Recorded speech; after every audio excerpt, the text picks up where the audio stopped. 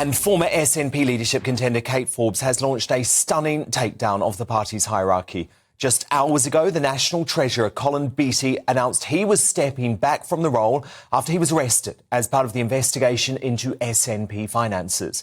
A fortnight ago, the party's chief executive and Nicola Sturgeon's husband, Peter Murrell, was also arrested as a police search descended on the couple's Glasgow's home.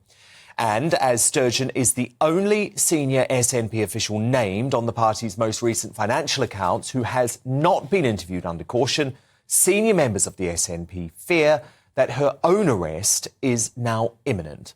This is what the leadership contender, she only narrowly lost out to useless Kate Forbes, has said just minutes ago.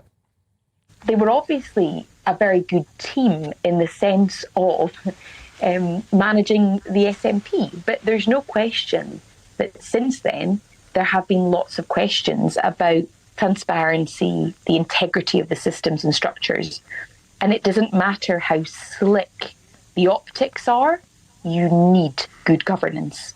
So I suppose you could read into my comments that we are at a pretty critical moment, and it'll be the response and the reaction that determines how big a problem this is for the SNP. Continuity won't cut it was the major theme of Forbes' leadership campaign as she battled against Useless, the man groomed by the party's executives to replace scheming Sturgeon.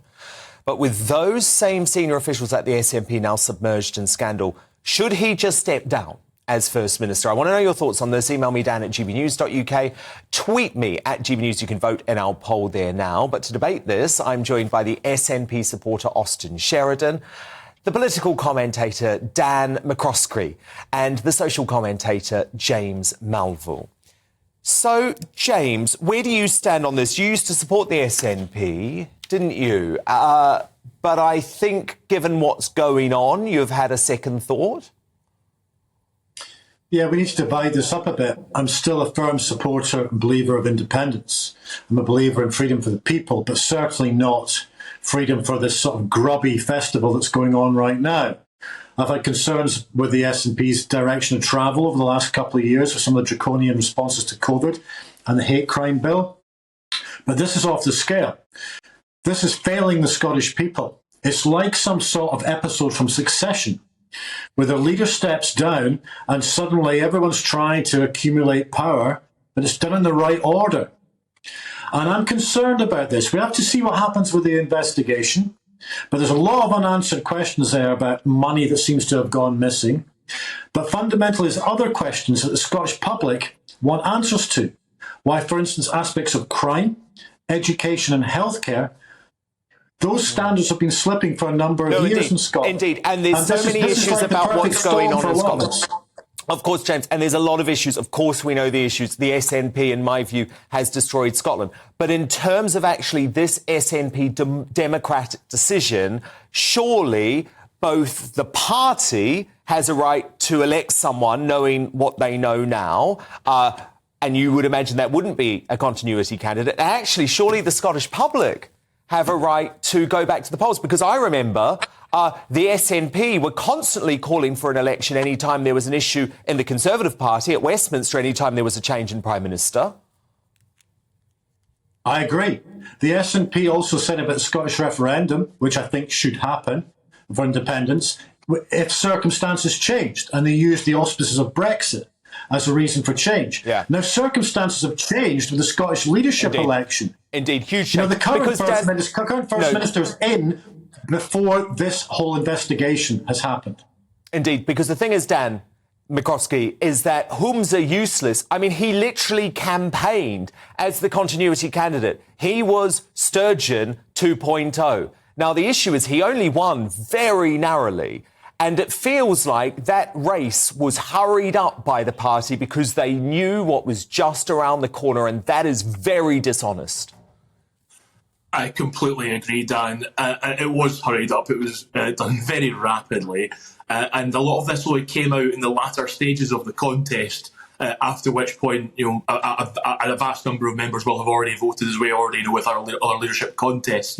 Members vote early, some vote in the middle, and there's a last-minute flurry. But a lot of those members didn't know the scale of what was happening at that point, and even then, they didn't know the sheer scale, which was only revealed thereafter.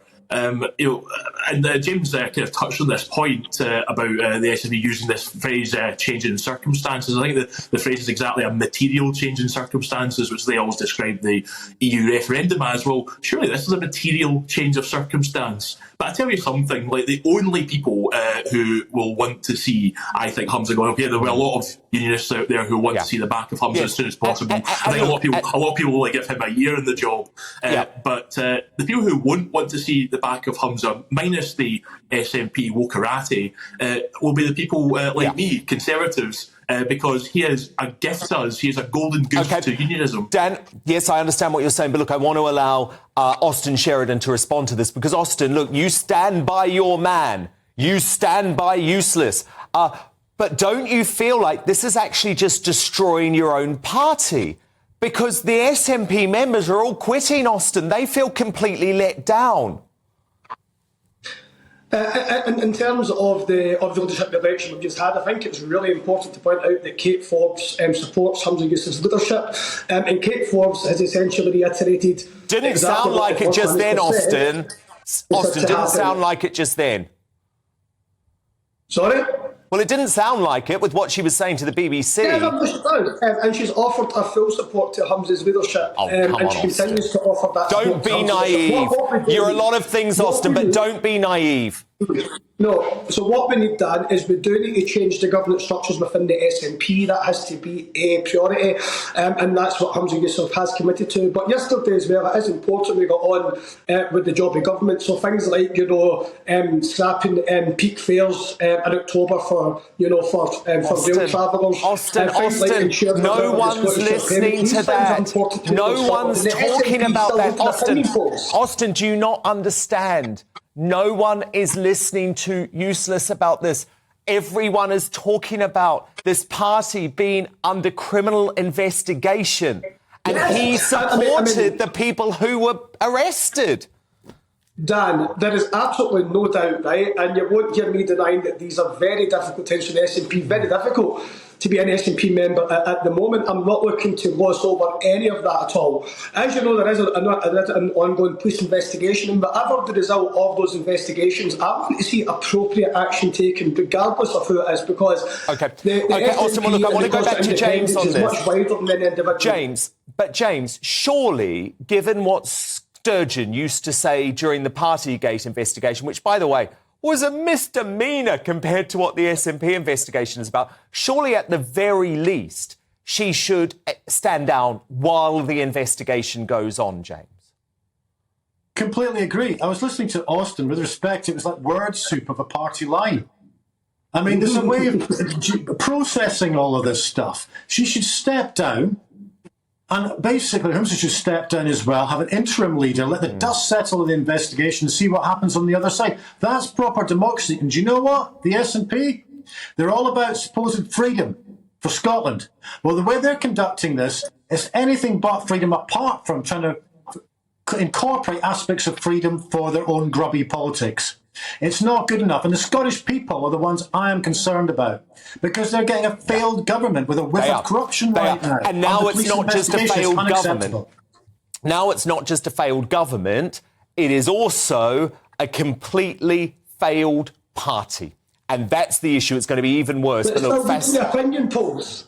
It's still, we're still reading. Oh, you just wait. You just wait, boyo, because they're going to be going one way, let me tell you. They are going to be going one way, down, down, down. Look, final word to you, Dan. Final word to you. Well, I'd say this. I mean, since Humza became leader, and incidentally, during the leadership contest, Humza Yousaf was polling at negative ratings. So highly unusual for a new leadership candidate to be polling at a negative rating. But the SNP always regularly polled at 45%, and now below 40%. I've never seen them at the sort of 38, 39%. Yeah. The polls are less than that in some instances. And as I say, they're only going in one direction. No, thank you all so much. A big crash is going to happen soon. The next general election is going to be a shock for them, and I think the Scottish parliamentary election. Well, they're finished. They're finished. They're completely finished. Look, really great to have this debate, though. Political commentator there, Dan McCroskey, the SNP supporter. He still backs Wootton Austin Sheridan and the social commentator James Melville. But who do you agree with? Should Nicola Sturgeon's chosen successor stand down as First Minister? Buckley on Twitter says no. Keep him in. He is doing a fine job of finishing off the SNP, so let's leave him to get on with it. I mean, I sort of agree, but then I think actually the Scottish people deserve someone who is competent. From Susan on Twitter, that's a tough one. On the one hand, he should stand down. On the other, we're enjoying seeing him squirm. He's been dropped in it big time. Yeah, but he didn't ask many questions, did he, Susan? He didn't ask many questions because he was so desperate for the job. And from Stephen, also on Twitter, better still, the SNP should stand down and dissolve out of existence. Our United Kingdom is stronger without them. And your verdict is now in. 87% of you agree that Humza Yousaf should stand down as First Minister. Just 13% say he should continue to lead the nation.